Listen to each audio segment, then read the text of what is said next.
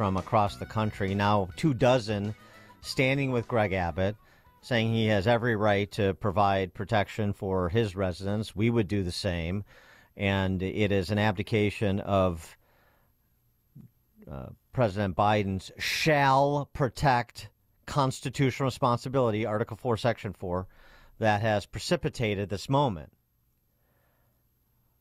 And Kristi Noem, the governor of South Dakota, she's willing to drive down and pitch in. Governor Abbott has done the exact right thing, and I'll drive him more razor wire from South Dakota if I have to for him to do his job. What people forget is that governors are commanders in chief.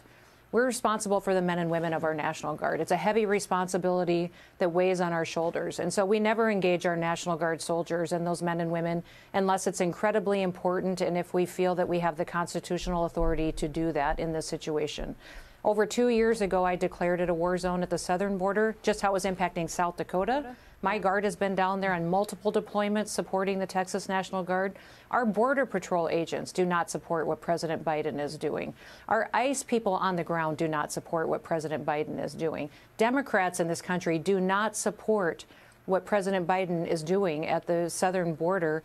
And they disagree with him fundamentally. He's so out of touch. He is remaking this country. We will be Europe within a year or two if we allow President Biden to continue this invasion of our country. Over 6 million people have come here illegally. It is time to stand our ground, and we'll be down there standing shoulder to shoulder with Governor Abbott. Ooh. Oklahoma Governor Kevin Stitt said the same. We'll be in contact with Governor Abbott to provide whatever he needs, including personnel. The other news related, 10 former FBI executives, some who oversaw the Bureau's intelligence, counterterrorism, criminal, and training operations, sent a letter dated January 17th to House Speaker Mike Johnson and Senate Majority Leader Palliachi Schumer, as well as the chairman of Intel and Homeland Security committees in the House and the Senate, that and this is part of what it read, what the letter contained, quote, in its modern history, the U.S. has never suffered an invasion of the homeland, and yet one is unfolding now. Military-age men from across the globe, many from countries or regions not friendly to the United States, are landing in waves on our soil by the thousands, not by splashing ashore from a ship or parachuting from a plane, but rather by foot across a border that has been accurately advertised around the world as largely unprotected, with ready access granted. It would be difficult to overstate the danger represented by the presence inside our borders of what is comparatively a multi-division army of young single adult males from hostile nations and regions whose background, intent, or allegiance is completely unknown. So all those leftists with a newfound love of the FBI when they're targeting Trump, what say you to these experts in law enforcement and national security? For more on this, we're pleased to be joined by John Hinderaker, who is the president of the Center of the American Experiment, contributor to Powerline, powerlineblog.com. John, thanks for joining us. Appreciate it. Great to be with you, Dan. Boy, the rallying around Governor Abbott that's happening sort of by inference with that letter from those former FBI executives, brass, and then literally explicitly by his fellow governors from across the nation. We're getting to a real moment here as that case that he is pursuing was returned to the Fifth Circuit Court of Appeals for a full hearing. We could be heading here for a constitutional crisis, Dan. Greg Abbott has taken a very strong stand. He lost that case 5-4 in the U.S. Supreme Court. They didn't write no opinion, but they overturned the appellate court order that barred the feds from doing away with the wire that Greg Abbott in Texas had put up at the border. So at least as best you can interpret it, the Supreme Court seemed to be going with the view that immigration is a federal prerogative, and the states. I don't think so. I think that's too aggressive a read, because all they did was lift an injunction. And and even Abbott says, the record in the case, we don't know, and Abbott's a lawyer, we don't know that the record of the case is pretty thin. They returned to the Fifth Circuit, and he, articulated his Article 4, Section 4, Article 1, Section 10 argument, which I think is a pretty compelling one. I'm not so sure when the case gets a full airing at the Fifth Circuit and ultimately makes its way to the Supreme Court that Amy Coney Barrett is going to be where she was on lifting the injunction. Well, Dan, I hope you're right. I hope you're right. But the reality is that Texas is not backing down. You know, Greg Abbott put out that statement. He included citations to a couple of constitutional provisions. I think he makes a strong case, but what's really striking, and frankly, in my mind, what's stirring, is the way these Republican governors have lined up behind the state of Texas, one after another. Yeah. It was all over Twitter yesterday, and the Republican Governors Association has now unanimously endorsed Texas's stand here. So, you know, the chips are being pushed into the middle of the table, and we could see a really important ruling at some point here out of the Supreme Court. And I hope you're right. I hope at the end of the day they say that when the federal government has abdicated its constitutional responsibilities, and we have President Joe Biden. I mean, Joe Biden is a scofflaw, right? The central duty of the president under Article 2 of the Constitution is to take care that the laws be faithfully executed. That is what it means to be the chief executive. Joe Biden has not faithfully executed the immigration laws. On the contrary, he's done everything he can to subvert them and to negate them. Now, that's, in my opinion, that's an impeachable offense. Yeah, but in the meantime, you know, when you've got a president that just abdicates his duties under Article 2 and also, as you point out, under Article 4, that just cannot leave the states helpless. And so I think we're moving here toward a pivotal moment. Well, do you think that Biden's going to want that look? I mean, federalizing a state's National Guard. He ignored the issue for 3 years, and then they come down and they take over the Texas Rangers and the Texas National Guard. They'll have to take over more than that. You know, South Dakota and other states, they're sending their they're going to nationalize all the National Guards. I mean, it's going to be really interesting to see how this plays out. The other thing is, you know, the Democrats want to make the 2024 election all about abortion again, right? It worked in 2022. They have nothing else to run on. Why not give it a try? I think the Republicans need to make the 2024 election all about the border. I think they need to run with one voice on the worst malfeasance. And it's a tough competition, but the worst malfeasance of the Biden administration is the open southern border. And I think the Democrats are very nervous about this. And for the first time, was it day before yesterday, Joe Biden finally said, yeah, we got a crisis at the southern border, you know, after years of saying, oh, no, it's under control, you know, everything is fine. So, you know, we'll see. Well, they know they have a problem because both Iowa and New Hampshire residents, for more than 40%, it was the number one issue, immigration, and they're not even close to the border. So Correct. I think that's when they realize, oh, my God, we have a problem here. But Biden could say all he wants, but he's not doing anything about it. So. No, and there's powerful constituencies within his party who don't want him to do anything about it. I mean, it's not, you know, the problem isn't that he's just too feeble and too incompetent to enforce the immigration laws. You know, the reality is he doesn't want to. I want to get your take on the Republican race for president. Is there a race? Kim Strassel, I mean, this is really interesting because I normally really like Kim and her musings in the Wall Street Journal. But, boy, those who have antipathy for Trump or don't want Trump to become the nominee, they really get themselves all twisted up trying to come up for plausible scenarios in which he is not going to be the nominee. Listen to what she writes and get your reaction, John. The notion this contest is over is absurd. Only 434,000 voters in 2 states have so far recorded a preference for a Republican nominee.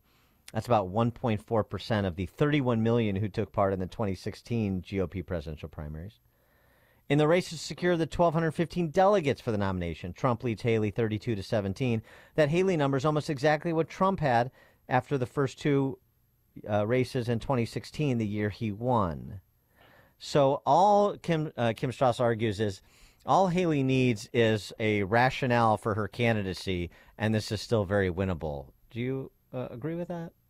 Well, in principle, she's right, of course. I mean, hardly any delegates have been chosen. But the real takeaway, I think, from Iowa and New Hampshire is that the polls were right.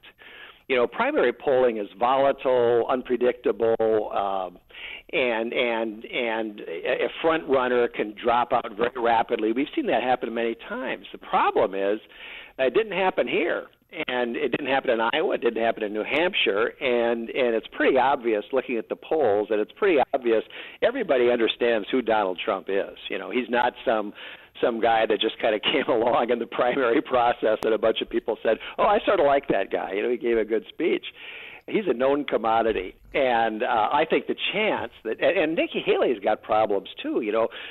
Much of the Republican Party views her as a corporatist, a globalist.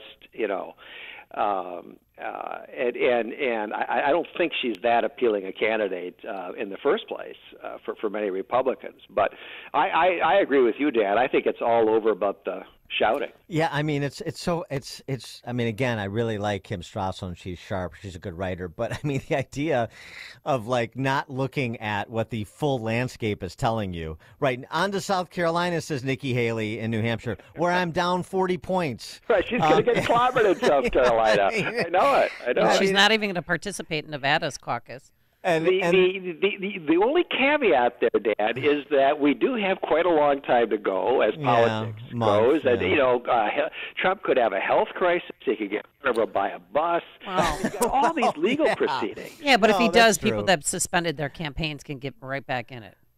Well, but the other thing, too, is just, I mean, the arguments that are being made on behalf of someone other than Trump, like all DeSantis, I mean, it's sort of what they were saying about DeSantis to some extent, although he has a much more robust record. But, for Kim Strassel to argue at this point, all Nikki Haley has to do is come up with a rationale for her candidacy. I mean, it was a little late in the game for that. Yeah, right. A little late. Well, look, I mean, the party, you can divide the party into pro-Trump and anti-Trump. Those lines have been drawn a long time ago, right? And it's obvious that the large majority of the Republican Party is pro-Trump. And so, I was just starting to say that there's a whole bunch of events that may take place over the next few months in the various legal proceedings surrounding Donald Trump, including a Supreme Court ruling, of course, on whether he's barred by the 14th Amendment from being on the ballot. Yeah. And some of those, I don't think there's going to be, looking at the timeline, any really major events between now and the conventions. But in any event, most Republicans take these prosecutions by the Democrats as a badge of honor. And so there too, there may be some developments, but I don't think they're going to be very significant. Yeah, I mean, I think this is almost the case in the general election, assuming it's the rematch that we anticipate, Trump and Biden.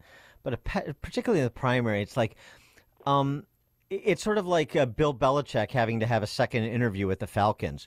What exactly do you need to know about Bill Belichick in a second interview, right? What exactly is new about Donald Trump's position on this or that, or even Nikki Haley at this point in the whole, as you said, the whole pro-Trump, anti-Trump schism? I mean, this has all sort of already been baked in, hasn't it? Well, I think it has. It isn't even Trump's position so much as it is. In fact, it's really not his positions at all. It's his personality, his tangled history, his character. Yeah, right. Everybody knows about those things, and the general election public may care. I'm not saying that they're not issues against Joe Biden. They are, but the Republicans all know about them, and they're voting for Trump anyway. I want to run this pet idea I've been pitching all week by you. See what you think. You can't, going back to the border issue, and particularly Abbott and the busing and the training and the flying of people, to make every state a border state, as we all know. So you're not going to move the Pritzkers and Brandon Johnsons, the Hokels and the Eric Adams. You're not going to move them on this. They're not changing their position on sanctuary city and state designations. They're just playing the money game. So the cities say, I need more money from the state. The states say we need more money from the feds. The feds say we got to print more money to send to the states and the cities. I mean, that's all they care about. I mean, we have, Democrats are calling this a housing crisis, not a border security crisis. So who can you move, and who can you make sure you get in line? And it's Republicans, like those that are trying to negotiate a surrender in the Senate, McConnell and Lankford, and also send a message to the country, say, look, we are going to, visit upon anyone, Republican or Democrat, the consequences of promoting lawlessness at the border, promoting open borders. So why not ask Greg Abbott to send a few buses to Lexington, to Mitch McConnell's office, to Tulsa, to Jim Lankford's office, and I mean, create that. I mean, those guys are especially McConnell, anti-Trump anyway. They're going to seek to undermine him. Why not take the mantle here, since he's effectively been given the nod as the nominee, as we were discussing, and demonstrate some post-partisan principled leadership? Well, I'm fine with that. First of all, I mean, the more places they send buses to, the better. Republicans have got a real talent for snatching defeat from the jaws of victory. Exactly. And the last thing they should be doing is taking the Democrats off the hook on this issue with some kind of a legislative compromise. We all know how legislative compromises on immigration have turned out. The only thing to do, the vast majority of the American people are with us on this issue, and they have been. They have been all along.